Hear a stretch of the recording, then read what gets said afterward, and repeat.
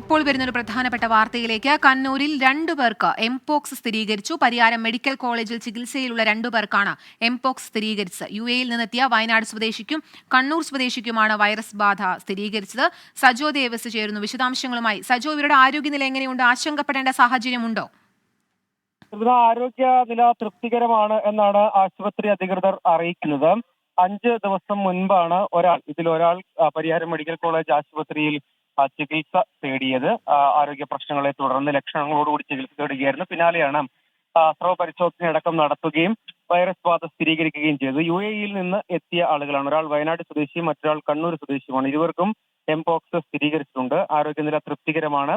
നിരീക്ഷണത്തിൽ തുടരുന്നു. മറ്റ് പരിശോധനകളും ആവശ്യമായ നിരീക്ഷണങ്ങളും ഏർപ്പെടുത്തിയിട്ടുണ്ട് എന്നാണ് ആശുപത്രി അധികൃതർ പറയുന്നൊരു കാര്യം. പ്രവാസികളാണ്, അപ്പോൾ അവിടെ നിന്ന് യാത്ര ചെയ്ത് എത്തിയതാണ്. ആ ഘട്ടത്തിൽ കുരങ്ങുപനി ബാധിച്ചതായിരിക്കാം, വൈറസ് ബാധ ഉണ്ടായതായിരിക്കാം എന്നാണ് ഈ ഘട്ടത്തിലെ നിഗമനം. ഏതായാലും ഇരുവരുടെയും ആരോഗ്യസ്ഥിതി തൃപ്തികരമാണ്. നിരീക്ഷണത്തിൽ നിലവിൽ കണ്ണൂരിലെ പരിയാരം മെഡിക്കൽ കോളേജ് ആശുപത്രിയിൽ ചികിത്സയിൽ തുടരുകയുമാണ്. സജോ, ഇവരുമായി സമ്പർക്കം വന്ന മറ്റാരെങ്കിലും നിരീക്ഷണത്തിലുണ്ടോ? പ്രദേശത്തെ നിരീക്ഷണം ശക്തമാക്കിയിട്ടുണ്ടോ ആരോഗ്യവകുപ്പ്? ഇതിനകം സ്വീകരിച്ച നടപടികൾ എന്തൊക്കെയാണ്? നിലവിൽ ആരോഗ്യവകുപ്പുമായി നമ്മൾ ആശയവിനിമയം നടത്തിയിരുന്നു. ഇക്കാര്യം അടക്കമുള്ള കാര്യങ്ങളിൽ വിശദമായ പരിശോധനയും നിരീക്ഷണവും അടക്കം ഏർപ്പെടുത്തിയിട്ടുണ്ട് എന്നാണ് പറയുന്നത്. പക്ഷേ നിലവിൽ ആരോഗ്യവകുപ്പ് ഡിഎംഒ അടക്കം കണ്ണൂരിൽ നിന്നുള്ള ആരോഗ്യവകുപ്പ് നമ്മളെ അറിയിക്കുന്ന ഒരു കാര്യം, 2 പേർക്കാണ് നിലവിൽ എംപോക്സ് സ്ഥിരീകരിച്ചിരിക്കുന്നത്. സമ്പർക്ക പട്ടിക അടക്കമുള്ള കാര്യങ്ങൾ തയ്യാറാക്കും. മറ്റേതെങ്കിലും തരത്തിലുള്ള ഒരു ആശങ്കയ്ക്ക് അടിസ്ഥാനമില്ല. അതിലേക്ക് വലിയ ആശങ്കയിലേക്ക് കാര്യങ്ങൾ പോകേണ്ടതില്ല.